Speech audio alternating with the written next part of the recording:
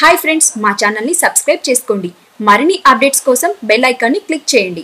Hi friends, welcome to my channel. Get ready. Ram Charan Samantha జంటగా Sukumar direction లో వచ్చిన రంగస్థలం ఏ స్థాయి విజయాన్ని సాధించిందో అందరికీ తెలిసిందే. పల్లెటూరి నేపథ్యంలో వచ్చిన ఈ చిత్రం బాక్సాఫీస్ వద్ద రికార్డుల మోత మోగించింది. నటన పరంగా రామ్ చరణ్ కు మంచి మార్కులు పడ్డాయి. తన కెరీర్ లో ది బెస్ట్ యాక్టింగ్ అనేసి విమర్శకులు సైతం ప్రశంసించారు. సినిమా విడుదలై చాలా రోజులైనా ఇప్పటికీ Sukumar and team Rangasthalam success ను ఎంజాయ్ చేస్తూనే ఉన్నారు. ఇప్పటి వరకు ఎన్నో వసూళ్ల పరంగా ఎన్నో రికార్డులను నెలకొల్పిన రంగస్థలం తాజాగా మరొక రికార్డును బ్రేక్ చేసింది. సాధారణంగా హైదరాబాద్ లోని ఆర్టీసీ క్రాస్ రోడ్స్ సినిమా థియేటర్లకు పెట్టింది పేరు. ఇక్కడ హిట్టాక్ వచ్చిందంటే ఆ సినిమా విజయం సాధించినట్టే. పెద్ద సినిమాలు విడుదలైతే ఇక్కడి థియేటర్ల వద్ద బాక్సాఫీస్ వసూళ్లను ప్రత్యేకంగా లెక్కిస్తారు.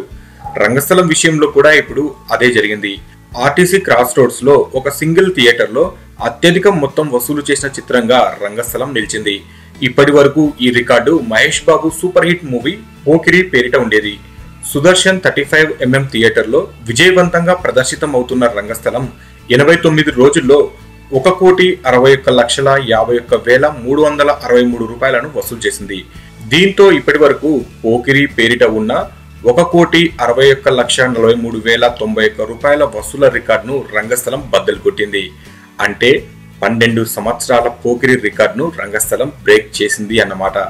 అయితే పోకిరిది ఫుల్ రన్ టైం వసూళ్లు, కానీ రంగస్థలం దీన్ని కేవలం 89 రోజుల్లోనే బద్దలు కొట్టడం విశేషం. ఇక పోకిరి సినిమా తర్వాత 1,58,41,594 రూపాయలతో తరుణ్ చిత్రం నువ్వే కావాలి 3వ స్థానంలో ఉండడం గమనార్హం.